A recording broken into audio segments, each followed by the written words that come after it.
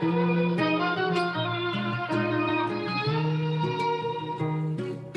way too complicated. I'm way too proper faded. You put in work and girl, you finally made it. Let's get back right, no need for contemplating. Your ass so fat that it broke my concentration. Your ass so fat that it broke my concentration. You be chillin' most times, so I'm cool when you dominating. Come be my dominatrix. Come be my dominatrix. Tie me up like a lace.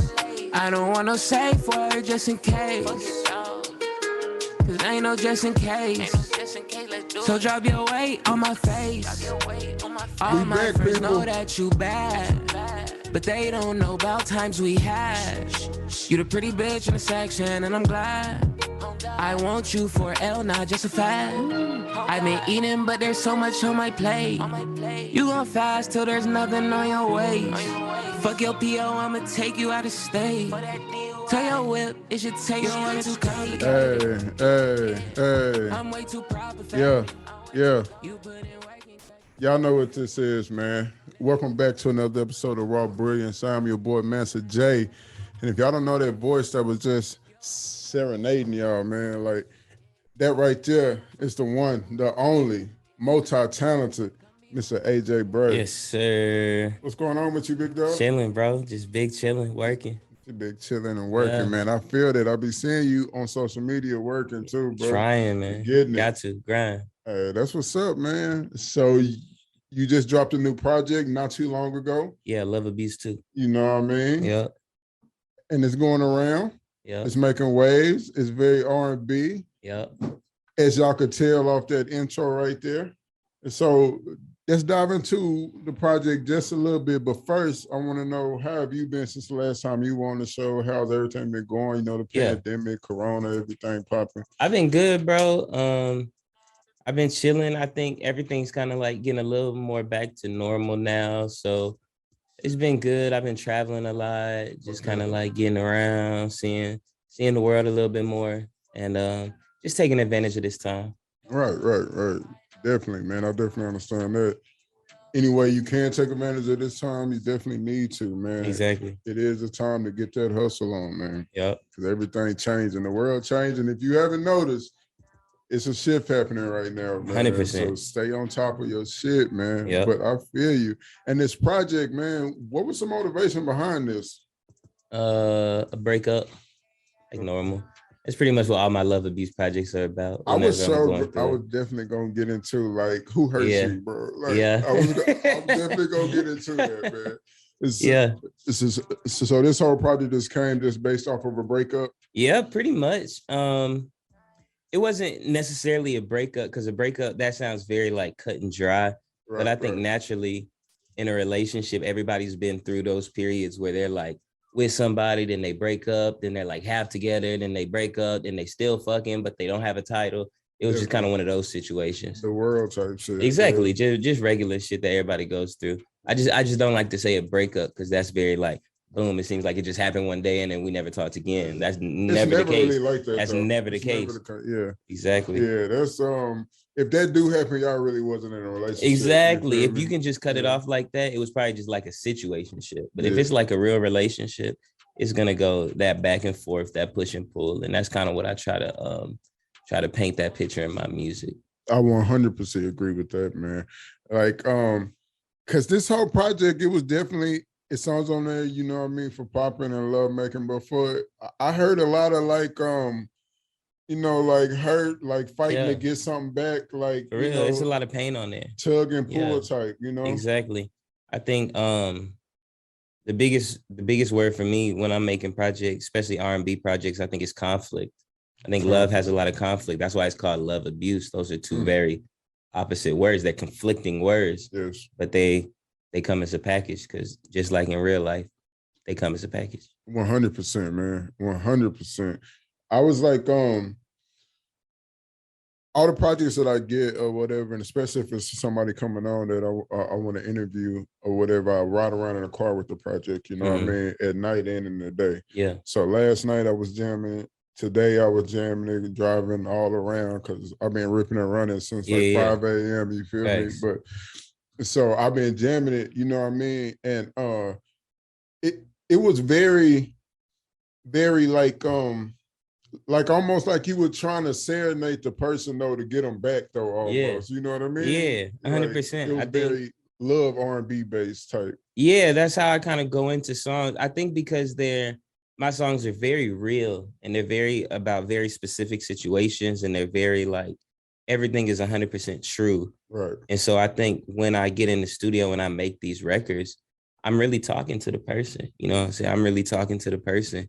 And I'm really just like acting like they're right in front of me when I'm recording that song. Even though it's just me in my room by myself recording these records, I'm acting like that person's in front of me. Sometimes I might even text the person, like, let's have a conversation while I'm recording. Yeah. Or sometimes I'll go through that text thread. Like I'll go through that text thread, go through the DMs that like we had, look at pictures of us. And I'll really like get into that mode when I'm making these records.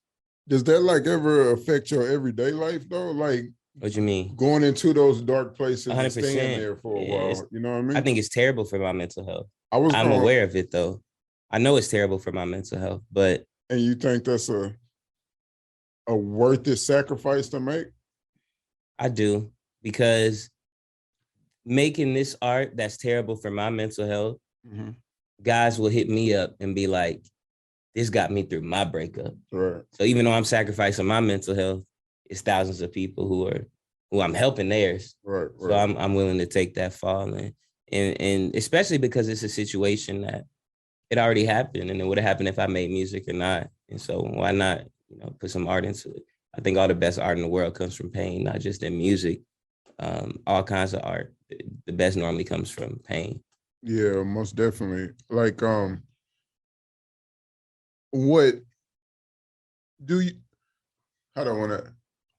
what do you do to decompress from this? Like after you done the project's complete, it's out there to the world, to the masses. Yeah. What do you do to decompress? I do a couple things. One, I'll make music that like is not R&B. I'll rap. Like a lot of like my next project I'm dropping in January is like all Detroit beats. So I think I'll make a lot of rap songs where I don't have to get as in my feelings. And then I play a lot of tennis, bro. So really? I go play tennis. Yeah, I do too. Yeah, that's my thing. That's like my sport. So whenever I just like don't want to think about nothing, go play tennis. How'd you get into tennis though? When I was my parents are military, so I grew up on a military post, and so like on a military post, the high school is very small. Like we had like 400 people in our whole school, and so you get to try a lot of things. And my grandma actually, she really the reason. My granny is the biggest tennis fan ever. Like since I was a baby, I used to just sit on the couch with her and watch tennis all day. Like she literally would watch tennis all day. She knows everything about it. She loves it. And then when I got to like 8th grade, I knew I was going to high school and I was like, I just start playing tennis. And so my people just like, my parents, they just got me some lessons. I had like a little coach and then I just stuck with it, like from 8th grade all the way the rest of my life. Like it was it. I fell in love with it right when I started and that was it. Yeah, like for me, it was, I started playing in 6th grade because I just wanted to get out of class because it was pretty much a club that they had. And thanks. I went out there and asked me if I wanted to play. I was like, yeah, for sure. Yeah. And then I found out you can get out of class too. So I stuck with it. And shit, from 6th grade on, I was super competitive in high school. Yeah, that's kind of how it was for me. It was like, you go out there and like, I just wanted to try it out. And it was like, I was never like, I never want to play like football and nothing like that. And I'm a very like individual type of person. Like even when I like make music, I make music by myself.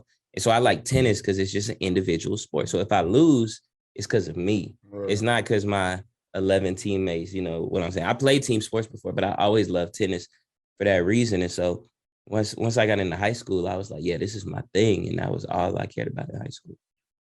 That's an interesting answer, bro. Like I've never heard, like I played a lot of sports because I went to a small town. So it's like playing multiple sports. You can do anything. Exactly. That's how my school was. You can play everything. Yeah. So I play pretty much everything, but the team sports are my favorite though, because the road trips and shit, and being with your teammates in the locker room and boys sitting around and going out to eat afterwards and stuff. But you wanted to be isolated, so you could have you wanted all the pressure and not have to depend on nobody else. 100%. Yeah, like I felt like if I go out here, like I played soccer growing up too.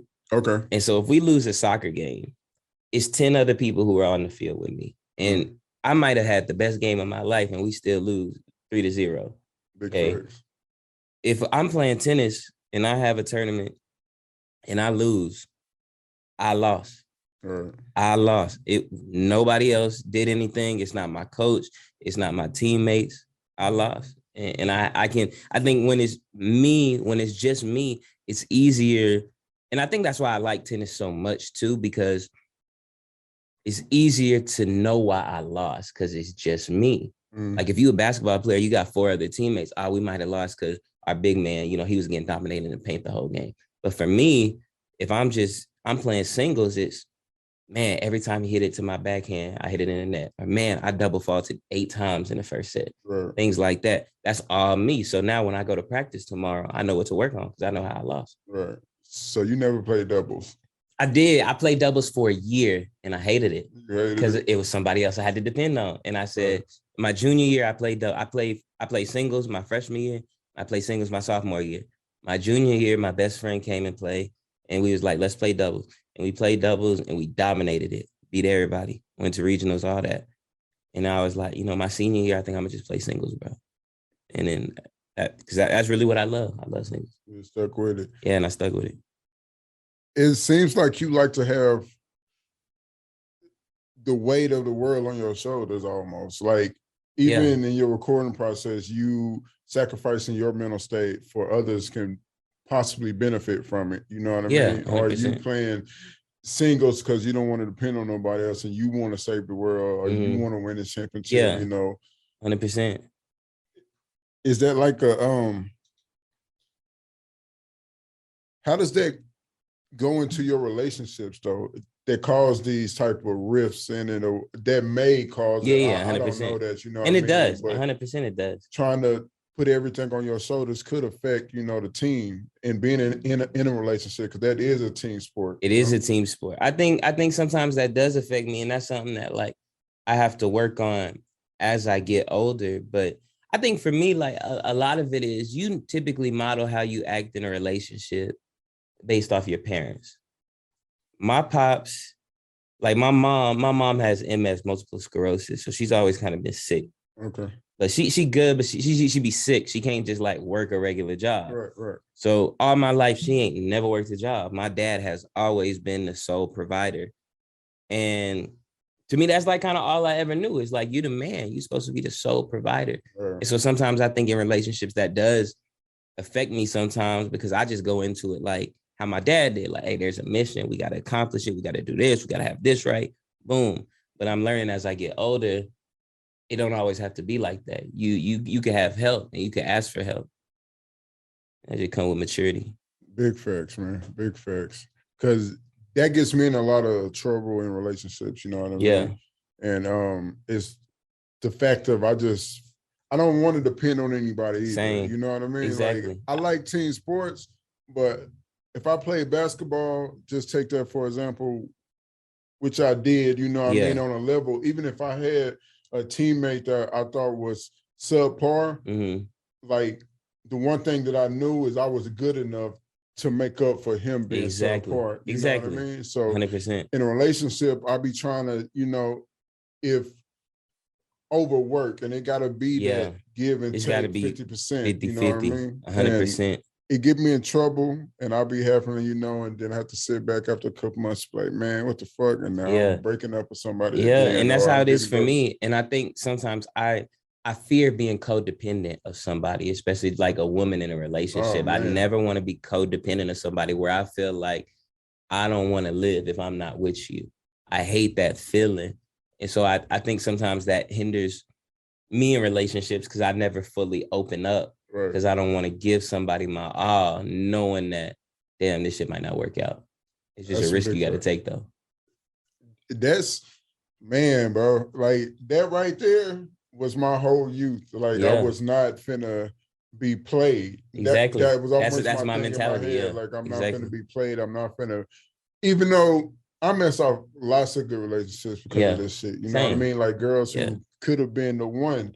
And I've been just like, nah, I'm not trusting this shit. You yeah, know what I mean? So I'm still talking to chicks, even if exactly. I don't like them and no Same, shit, you know? exactly. So, but yeah, man, I completely feel you on that, man. What's like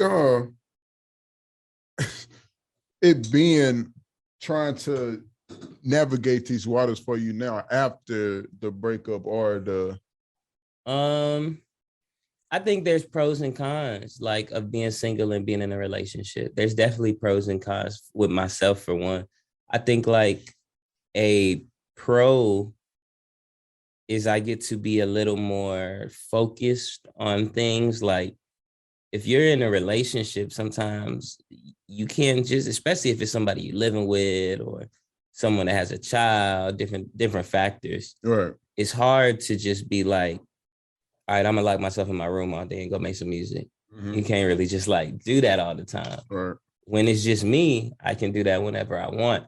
But then a con is like, I think a lot of things that you end up having to do when you're single, you don't have to do in a relationship. So it's like, and when I am recording, I can't just have dinner ready. I gotta cook it. Somebody ain't gonna do it for me. Or I don't have anybody. Sometimes I like to get a woman's point of view on my songs or my records and things like that. And I can get a woman's point of view because there's plenty of women in the world that I know, but it's just like it's different when it's somebody who is connected to you in a certain way. Right. So I think it's pros and cons, but I try to not like, I don't know. I don't think one is better than the other. Right. Like a lot of times people will ask me, well, do you prefer to be single or do you prefer to be in a relationship? And I prefer to be happy because you can be in a relationship and not be happy, and you can be single and not be happy. Like either way. And so I just want the one that's gonna bring the most positivity to my life. And if that's a woman, then I'm all for it. I'll, change what I got going on to cater to you. But if it's me being by myself, then I'm be by myself. For sure, man. There's a lot of people that get stuck in a relationship trying to decide, 100%. because it's hard to break up with somebody when they really ain't did nothing to you, but you're just not happy. You're just not happy. That is so hard, bro. Especially when you're like a very empathetic person who feels for people. And there's other thing, like there's factor. Like I said, housing is a factor. Imagine you live with somebody, you're not happy with them, and you're like, I don't want to be with you no more. Where they gonna go? Where you gonna where go? Are you gonna go? What I mean? Like, yeah. Come on, imagine if a kid is involved too. Where are you gonna go? That's why I be talking this stuff on this music, because that was my situation. That was really my situation, where it was somebody I was with who had a child and we were living together, and then we kind of like things happen. And so I think those situations kind of get me making these kinds of songs. For sure. Yeah. Do you have kids of your own? No, I don't have no kids. So would you get into another relationship with a woman with a child? I think I would, but I would go about things differently this time. I think one, I would make sure we started off on a more correct foot. Right. And two, I think even this is something with a child, and even not with a child, even if she didn't have a child, I would wait to move in together. I think that's a mistake a lot of people make in relationships. I think they move in too fast. Right. And I think that's something that I would definitely like push the brakes on next time. You gotta know who you're living with. Man. You have to. And, you gotta know. And not even just that. I don't think you fully know somebody until you live with them. That's a big And that's the thing, is like you can think you know somebody and y'all could be all happy, honeymoon phase, hunky-dory, everything good. And then when you with that person 24 hours, 7 days a week, it's a whole different ball game. Monster, you learn so much about somebody when you live with them. And so I think that's something you got to take your time on. So how do you know when to move in together if you really don't find out about a person until they all move in together? So it might be that a lot of people are trying to rush into it just to 100%. See who is this person. I think a lot of times it takes practice. I think if I was to give someone advice, I would say it takes practice. And what I mean by that, instead of just moving in together, hey, let's do a week where you stay with me. And then you go back home for, a few more weeks. And then you come stay with me we still together. We're going to see each other all the time, blah, blah, blah. But in terms of sleepovers, let's do this for a week. And then you go back home. We have some space for a week or two. And then we do it again. I ain't never seen that happen. If she come up for a week, she's staying. It's a wrap, and that's the problem. Like she's trying to stay. Like that, no, that's facts though. Because I think normally it's typically the women who initiate the moving in process. It's kind of like, in my cases, this is just my cases. It's like overwhelming, like they start pushing their way in there. Exactly. Because what they'll do is like, they'll start coming over all the time. Then they'll start leaving stuff. Okay, now she got a toothbrush in the crib. Now she got a vanity to do her makeup on in the crib. Now she got that, like, come on. Now she got a key. Now she want a key. And so it's like, right. And now I'm going to work. She's staying in my bed. And then that's how it just, boom. It's been times where I didn't even know Shorty had a key, bro. 100%. They gonna get that key. They gonna get that key. Like 100%. I was like, you copy my key. Like, come on. Like, when did you even do that? I'm telling you. You can't do that shit, bro. That should be illegal. Law breaking, dog. That's illegal. But nah, that shit happens all the time. Wild, but it's hard because I think in a relationship, as the man, you can't just. It's hard to be like, go home to your girl. You can't like. What you mean, go home? That conversation gonna change the whole dynamic of the relationship. Maybe permanently. Probably permanently, but if she like you, she gonna, go and take it, but start dropping hints like exactly. Or she gonna start acting all hurt, and then it's gonna be like, what's wrong? Oh, nothing. Like it's just gonna build into something. So I think that's my biggest thing. though. I think I would take my time with that, but I don't have anything against women with children though. Like I don't have nothing against them. I don't think this like ruined it for me. Like, oh, I never get with a girl with a kid again, because I think it can be a beautiful thing. I was never the kind who was like, oh, I'll never be a stepdaddy. Like I don't see the problem, because things happen. Like I think men sometimes we aren't honest with ourselves. Like yeah, she got a kid because it probably was an accident, whatever. But there's so many situations where I could have been in that same thing, but I had to get a little pill, hey, come on. And so things happen. But I do think I know how to navigate it better now. And I think it also depends. Another big thing is the relationship with the baby daddy. I think that's a big thing too, that you kind of have to watch out for. That was always my biggest, I wouldn't say fear, because I would never, concern. It's a concern. I'm not trying to be out here fighting, dude. Like, I respect you as the father of that kid. I'm not trying to replace you. You feel me? Exactly. That's just trying to work together. But a lot of times they come with that bravado, exactly. Stepping on their territory. And it has to just be it has to be a very mature situation where it's like, okay, he has that respect for me. I have that respect for him. She has that respect for me. She has that respect for him to not be doing certain things that'll make either one of us uncomfortable. And I think that's a very, very hard situation to navigate, especially at a young age. I think it gets easier when you're 40, 50. Everybody got kids at 40. But I think at 26, 27, I think that's a difficult situation to navigate, because I don't think all three parties are always going to be at that same maturity level. Right. Same level, man. And then you never know if she's playing a game or just trying to get back at them for something to make them jealous. And it's just know. That always made me very nervous. I didn't discriminate. If I like you, I like you. Exactly. You can't control that. So it's hard just to, stop fucking with a person because she got a little one, and I love kids. You feel me? Yeah. So it's but that dynamic is very difficult. Hard to deal with, hard to navigate, man. Thanks. So do you want to get go to that step to marriage and all of that, family, kids and everything? 100%. I definitely do. I'm big on that. I would love to have a wife and have kids and things like that, but I've never been the kind of person to rush it or just do it or just pick somebody just off the sake of it. I feel like that has to be a very natural process. And it's also kind of it's different for me because like I said, my parents, they got married at 19. Oh, wow. Had their first kid, my older sister, been together ever since. Wow. And Like That's pretty much incredible. everybody in my family kind of like has a similar situation to that. And I'm the one who's like, damn, like I ain't really find nobody yet. But I ain't never, even my parents and my family have always told me like, don't rush it. Cause this is like, our situation is rare. This don't work for most people. Right. So don't rush it just for the sake of it. And I'm also a very like independent person. So I'm not the kind of person who's just going to be like, get in a relationship because I'm lonely. Like it has to be something very natural. And so I think, you know, if naturally I get in a situation like that and it feels right, then of course I want that. Of course.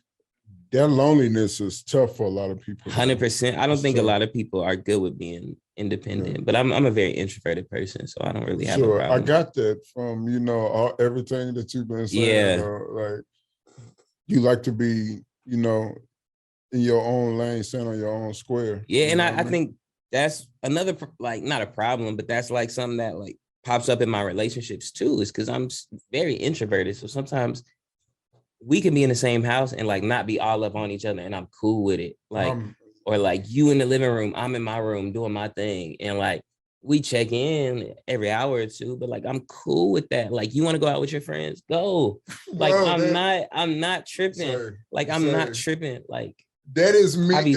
I be cool. That's me in the bro. I swear to God, I'm never gonna bring you problems. Bro, like I am so cool with just sitting here.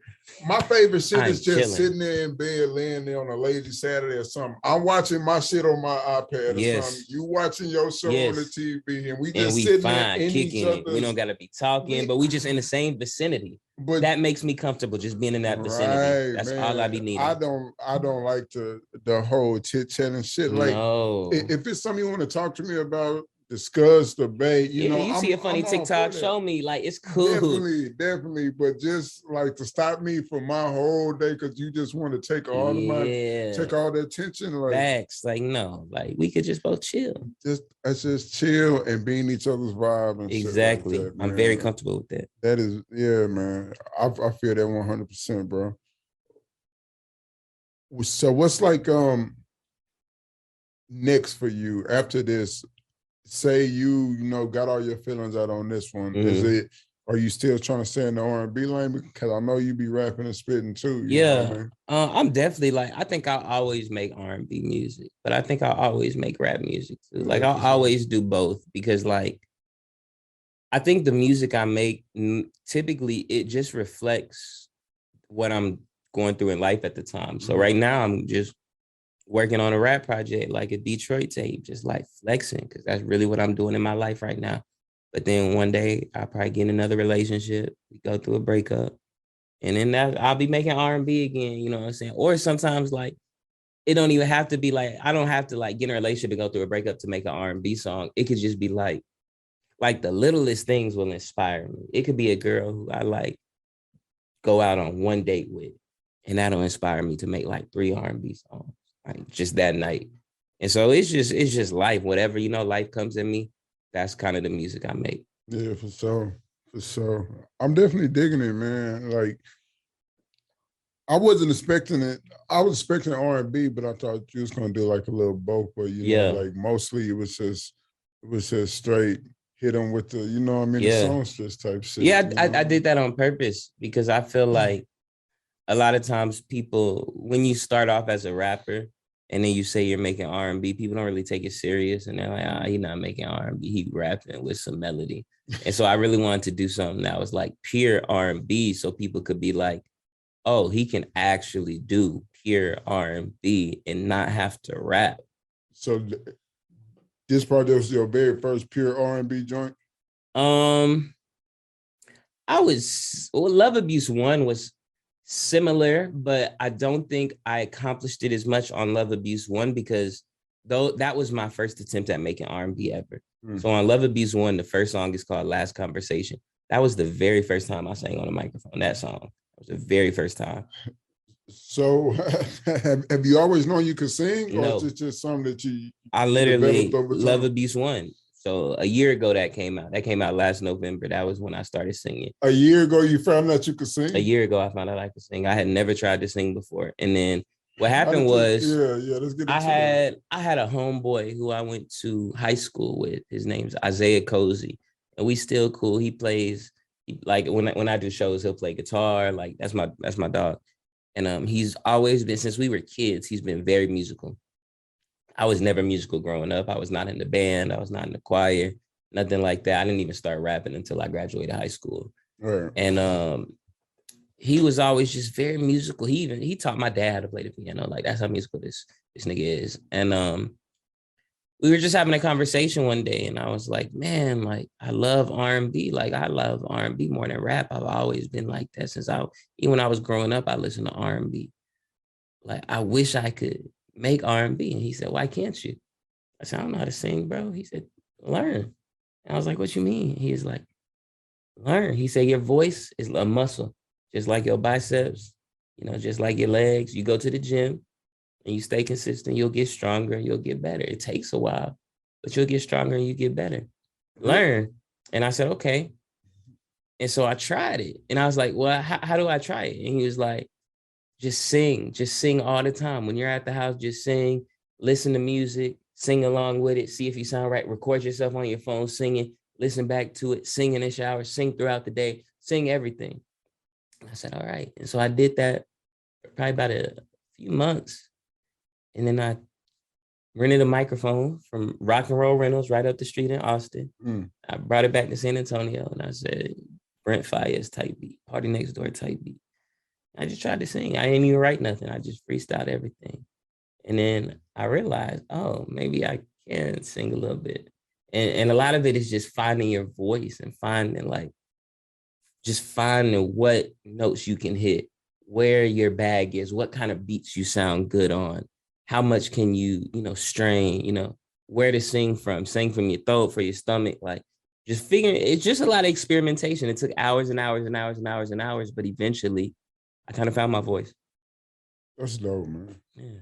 That's dope. I didn't know you could practice and learn to sing. I just thought it was always people who were born with it or you weren't. Well, the way it was explained to me, which made so much sense when he told me, is that anyone can learn to sing as long as they're not tone deaf. So some people are tone deaf. Some people don't know if something's in key or not. But as long as you know what's in key, with enough practice, you can make your voice make that sound. And it's a small percentage of people that are tone deaf. It's a very small percentage of people. Most people are not tone deaf. It's literally like less than 1% of the population. Really? Yeah. So anybody can learn to sing. Man, I might be on the R&B track near you I'm soon. telling you, do it. Especially, getting it. Man, then you get the right engineer, man. A lot of it is the engineering too. Like you learn how to use auto-tune correctly. Like people look at auto-tune as negative. There is not an artist that's popping that doesn't use auto-tune. Like I was just gonna say, I don't see how people still look at it as negative when everybody uses it. There's not one artist, even the biggest singing artist in the world, Adele, Drake, Bruno Mars, and everybody uses auto-tune, bro. Shit, man. Everybody. That's wild, man. So, damn, man. I didn't know that. And that kind of blew my mind that you could just learn to sing. But I'm definitely going to try it because I've always wanted to be able to walk up to chicks in the mall and just start singing or something. Just sing, bro. Just sing all the time, bro. Sing all the time. And then a good way that I practice is that when you're using audio, do you know anything about like audio engineering? Yeah. Audio engineering. Okay. So get a beat, like an R&B beat, find the key of the song. Say the key is like B minor. Right. Auto-tune doesn't work if you're not in key. So if the key of the beat is B minor and you sing in an F, auto-tune gonna sound terrible. Okay, you got to sing in the right key. And so make songs singing in the right key, and then play it in your earphones and then sing along with it. And you singing in that key, you singing in the right key. You made that. You made the answer sheet. Man, I'm definitely gonna try it. And if you hear me on the track soon, bro, do it. You literally, I'm telling you, you could do it. And if I can do it, anybody can do it. Because I never thought I had a singing bone in my body. I know. I never thought. As a kid, I was in choir, right? Mm-hmm. And I used to sing and shit, but as I got older, my voice got deeper. Yeah. So I just started getting up on that shit, bro. Now you can do some Barry White type shit. Come on, man. Come on, you could do it. I'll get out here and try it. I'm telling you. But I want to jump into some of the title of your song, though. Yeah. Man. And I want you to tell me what they mean to you. Yeah, sure. Okay. Does he, and I know that's almost self-explanatory, but still though, and especially if you hear the song, you know, what I mean? It's pretty 100%. Dusty was actually the last record I made on the project. That was the last one I recorded. It's the first track, but it's the last one I recorded. And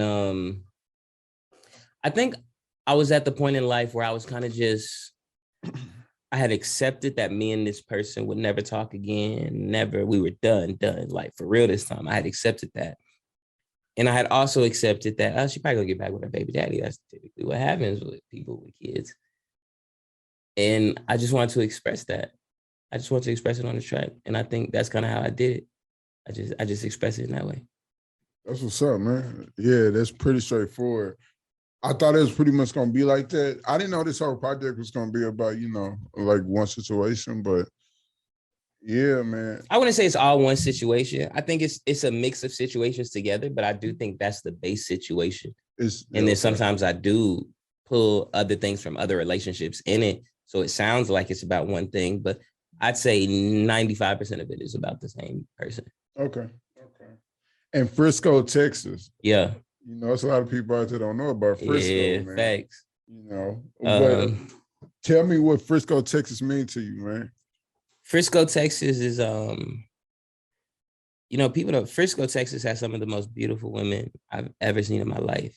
And there's a lot of Arab women. I love like Arab and like Persian type women. Persian. And there's a lot of very rich, very beautiful women from there. And in Frisco? In Frisco, that's where they all go. I promise you. And I ain't been through Frisco. I ain't never hang out in Frisco one day. You're gonna see the most beautiful Persian women you've ever seen in the world. You're gonna think you in Afghanistan for real. For real? For real. And they all got money. I'm popping. But come on. But my partner, he's from Frisco. And my partner's from Frisco, my boy that I went to UNT with. And he's from out there. And there was a girl she's actually one of the first people that got me into singing years and years ago. Because there was a girl who stayed in my dorm that I had a huge crush on. And I remember she loved Party Next Door. And so probably 5-6 years ago, this was like in college, I had done a cover of Break from Toronto and I sent it to her. And I was like, I made this about you, blah, blah, blah. And me and him were just having a conversation just about Frisco because he went to high school out there. And I was like, man, there's really y'all have every girl you show me is just a beautiful Persian woman from out there. And then I just had to make a song about it. And then there's another girl who I had a situation with in Dallas and kind of just put it all together. Damn. Frisco, man. I'm definitely going to have to dip down there. It's a great place. We just gave it a lot of praise, bro. It's a great place. You just gave it a lot of praise. That's a great place.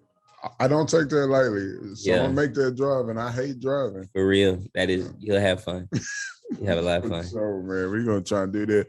And the last one on the project, Play the Field. Yeah. Is that what you're doing right now? Is that why it was the last track on the project? Nah, Play the Field was me saying to her, I can't wait till you don't want to weigh your options out no more and you finally realize I'm him. Like that's what that record was. And that was a real voicemail on there. That was like a real voicemail from the real person. It was, right? That's legit. That was literally and I knew that was the perfect one because I made the song, right? That's crazy. And there was a skit. I made the song and I remembered I had a voicemail from her. And I said, man, I wonder if it would fit. And so the intro is exactly 12 seconds until the beat drops. I go to the voicemail, it's exactly 12 seconds. And I said, it's meant to be. I put it on there. That's dope. Yeah, it was crazy. That's dope. Yeah. I was not expecting that. I definitely thought it was like a sketch you was doing, but it fits so well.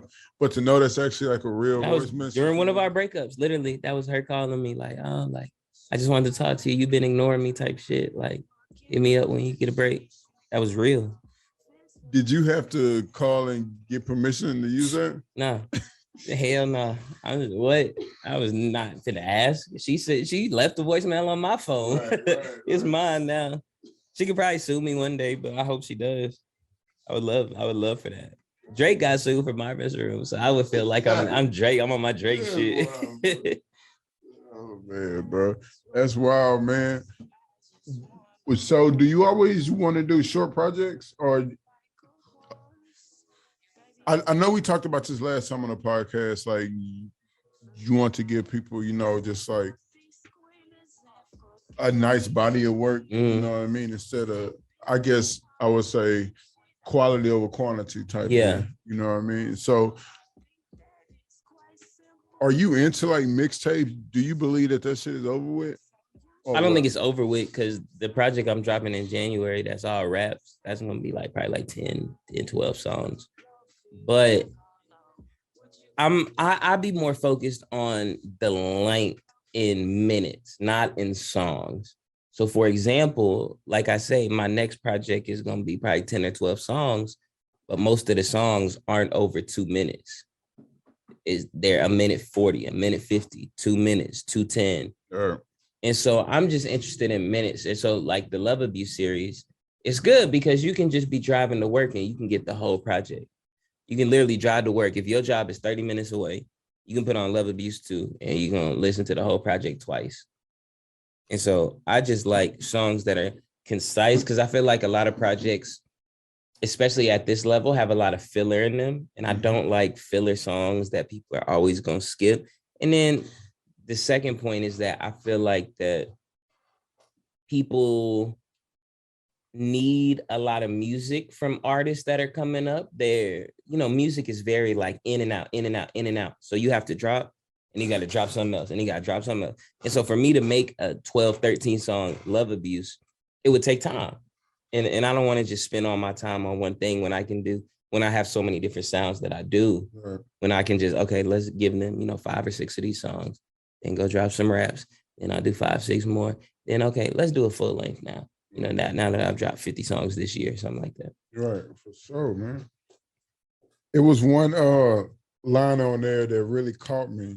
And it was like, I think it was something like Juliet wanted to die. Yeah. Or Juliet was willing to die. Juliet was trying to die. She was trying to die. Yeah. So that's kind of deep, bro. Like, you know what I mean? To say like, how far are you really willing to go for your love for me type shit? Yeah, you know 100%. And and that was real shit though. Like Juliet was willing to die. Yeah. Romeo was willing to die for her as well. Yeah, both of them. Yeah. You know what I mean? They both did die. Exactly. That's what I'm saying. You know what I mean? But it's like, I'm Romeo in this situation, so I am already willing to die for you. Are you gonna be Juliet? You know what I mean? And I think that's how it was. And I think I've been studying Shakespeare a lot lately. And so that was just on my mind. Yes. I've been studying a lot of his plays. I think it's art. I think art inspires art. Definitely. And I think plays are art. That's the original music. That's the original hip hop. That's the original music videos, is like plays, Shakespearean plays. And Shakespeare was so great at making words mean something. Like, his plays, he made those so long ago. We still study his play. In school, it's required that you study his plays because that's how good they were. And so I just been studying a lot of Shakespeare and reading Romeo and Juliet. I've read it several times, but reading that one, it's like, man, like forbidden love is really the main topic of it. And both of them were so passionate about each other that they were just willing to die. Let's just kill ourselves. We can't be together. That's really what they said. And imagine if in Romeo and Juliet, Romeo was like, hey, let's kill ourselves. We can't be together. And Juliet was like, nah, I'm gonna just go fuck with another nigga. I ain't trying to do all this. Yeah. Yeah, it ain't got the same, you know what I mean? It don't have that same effect. And so I just wanted to paint that picture in a way that I think people would understand.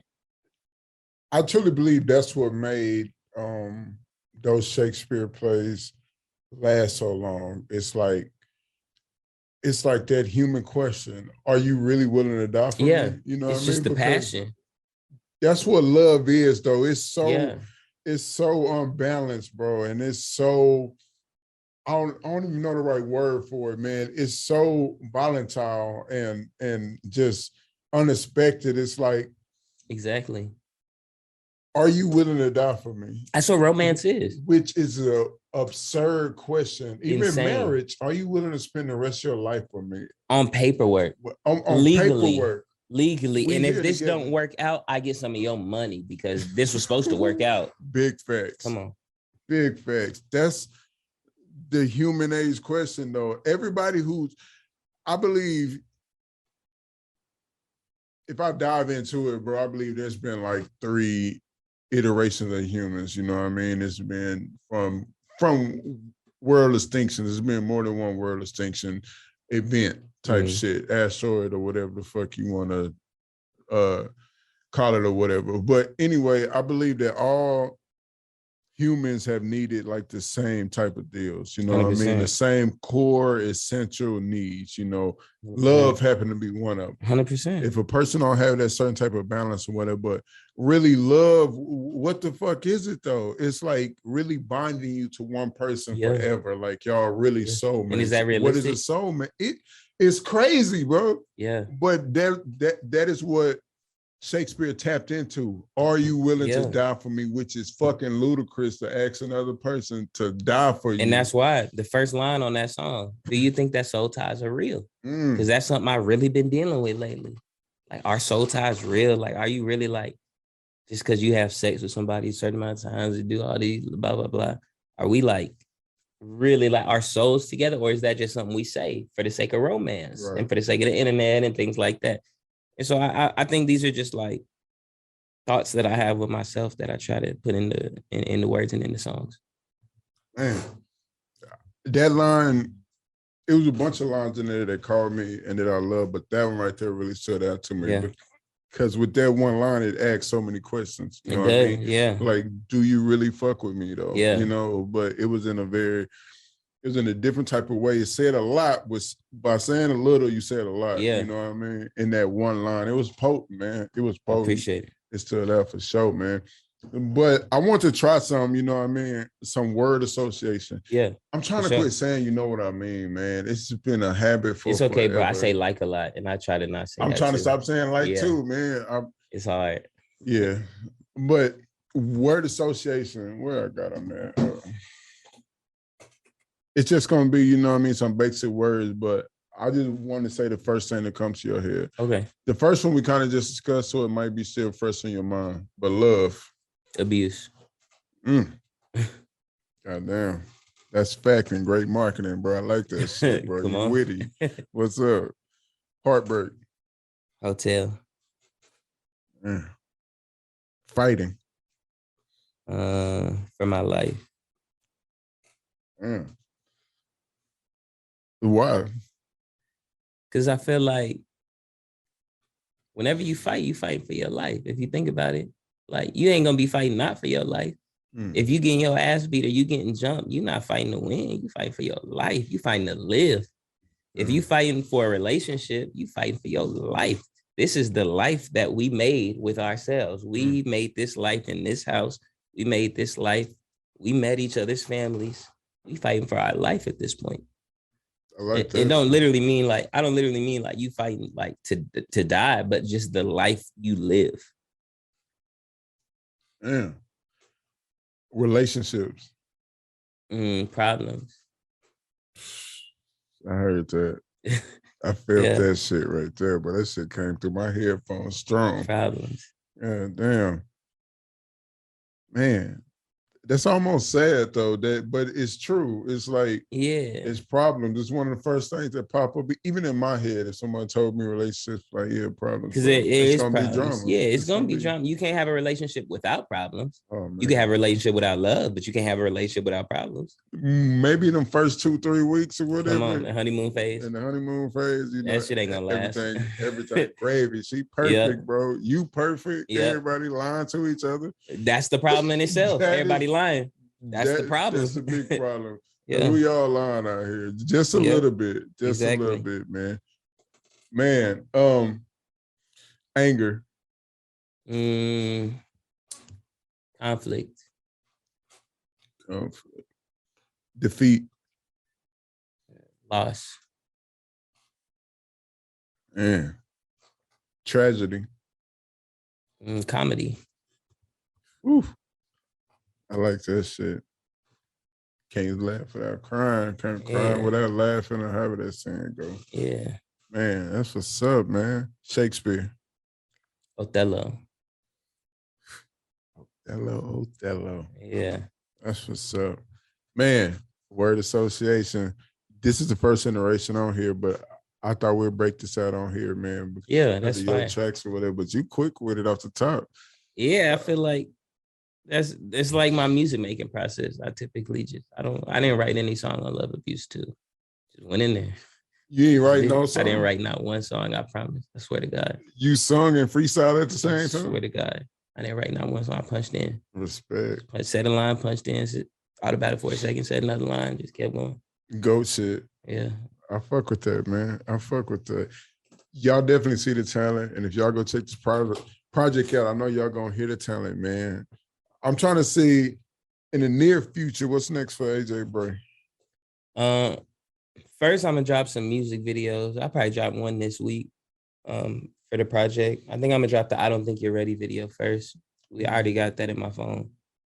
And then the whole video on your phone? Mm-hmm. You shot like all the videos or something already? No, I didn't shoot all of them. We just shot that one. And then we're working on the next one we're gonna shoot. Just getting all that figured out.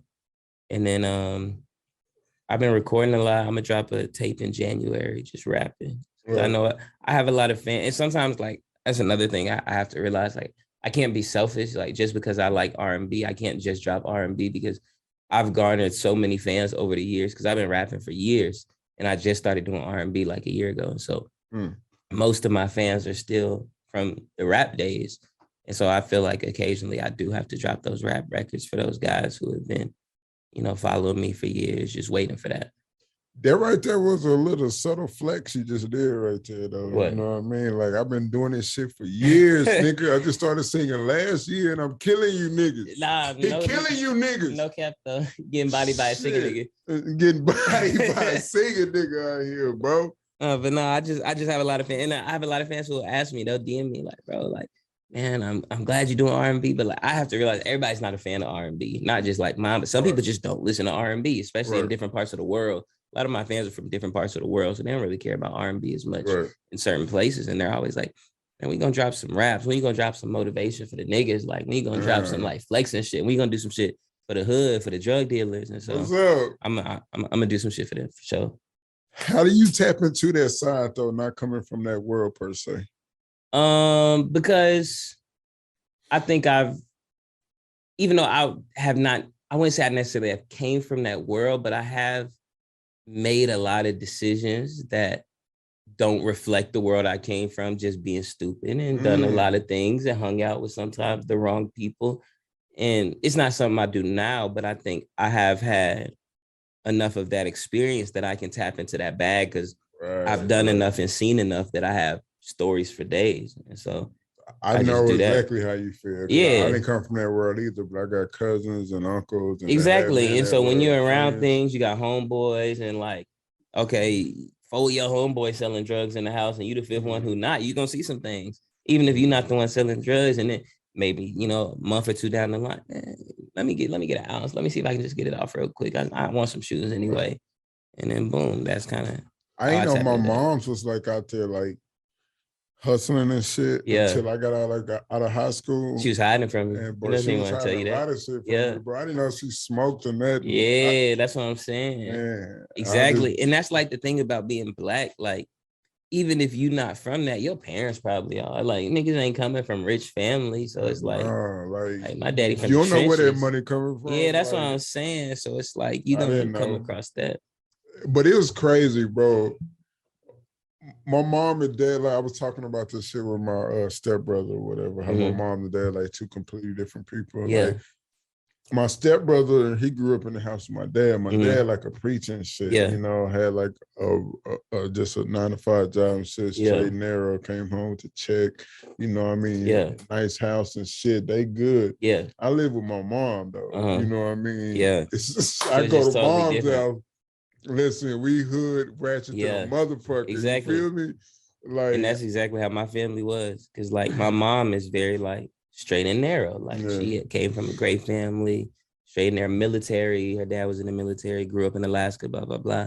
My daddy, he from Florida. He from the trenches, he from the hood. And so it would be crazy because like sometimes we'll go kick it with my mom's side of the family, and it's all cool and it's all set. We chilling, and that's the granny I watch tennis with. Like we chilling with them, and then we go to my daddy's side. It's like whoa, like it's smoking weed, like what, like seeing all this, everybody drunk, like things that I ain't even like seen before.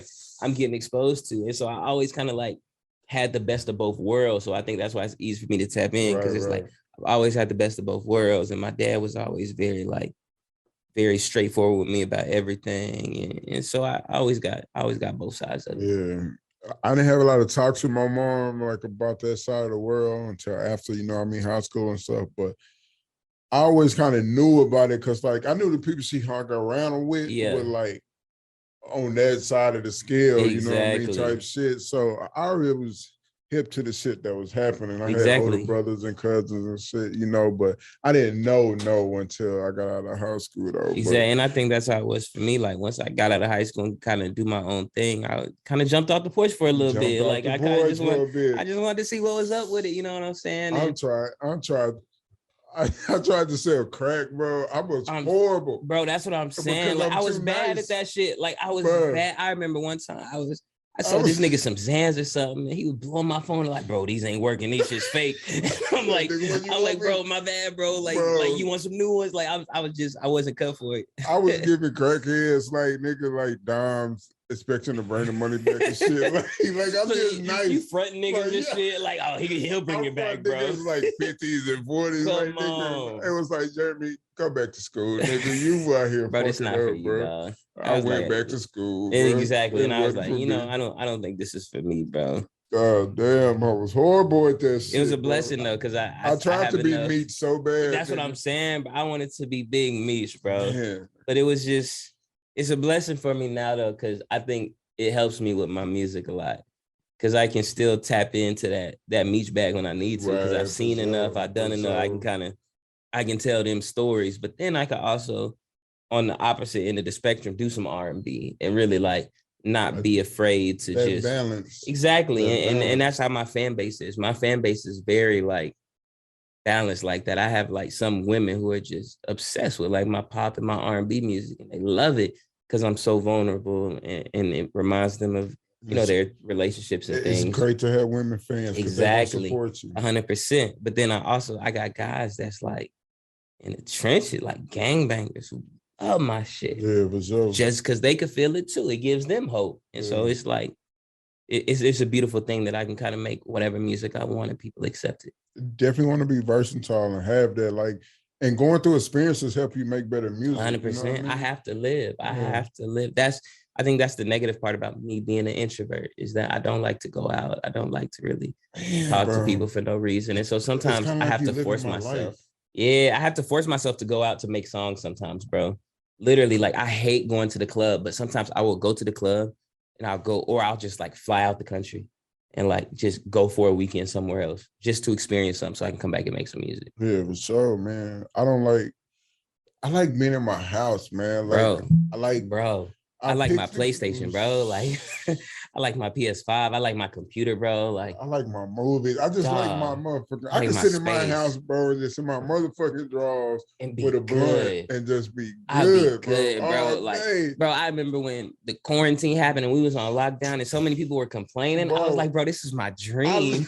I hope this never ends, bro. I hope this never stops, bro. I love myself, bro. Like, I'm completely comfortable with being by myself. Even as a kid, bro, I was always good. Like, and I remember like my teachers, they used to think I was like getting bullied or something in elementary school because I wouldn't talk to nobody. I would just like at recess, I would just go hang out by myself, and they would be like, what's wrong? Like, are the kids being mean to you? And it's like, no, bro, I just don't fuck with them. Like, I'm trying to be with me. I want to read, bro. I don't know them niggas, dog. We are not friends. Like, stop trying to force that. Why you fucking with me? Why you talking to me? I've been over here chilling by myself. I'm chilling, bro. We are in class together all day, 3 feet from each other. When I'm at recess, I want to get away from y'all niggas, bro. Big facts, man.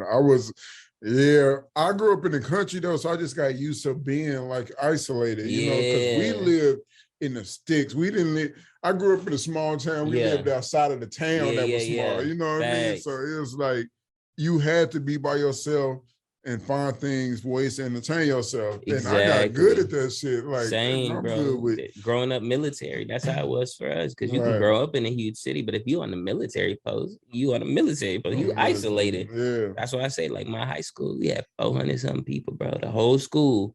And so it's like you learn to just kind of entertain yourself, bro.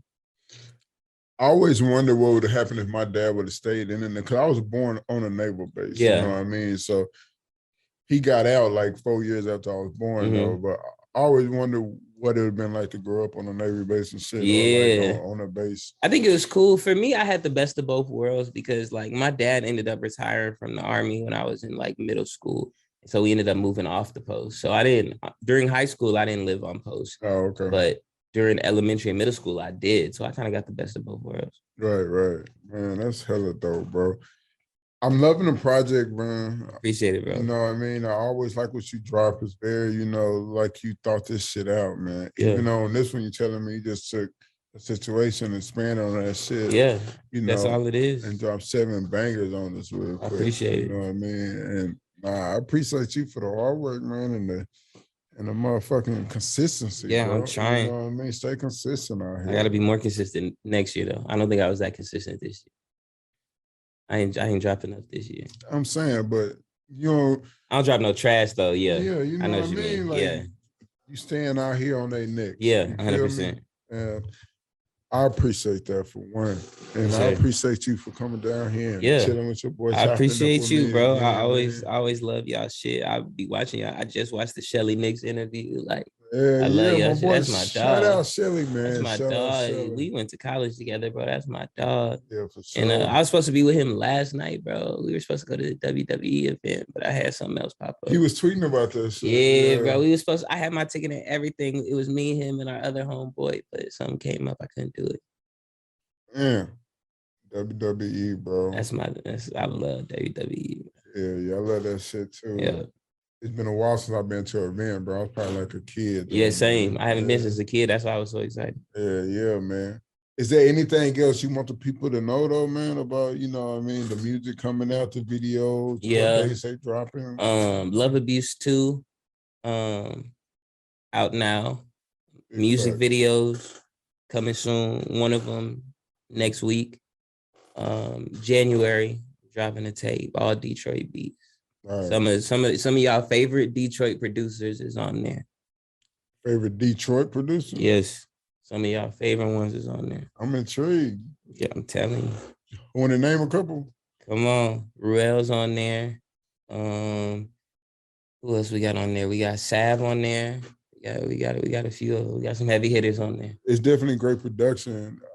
I didn't go in it to see who actually producing everything yet or whatever, but yeah, the beats were fire though. Yeah, the beats were fire. Very R&B, very like that early 2000s, late 90s type R&B. That's what I was going for. Yeah, man. I mean that's really my big inspiration. It's like Jodeci, Genuine, Tyrese. That's exactly that type of feel. Like Jodeci. Diary of a Mad Band is like my favorite album ever. For real? Yeah, like Jodeci. That's dope, bro.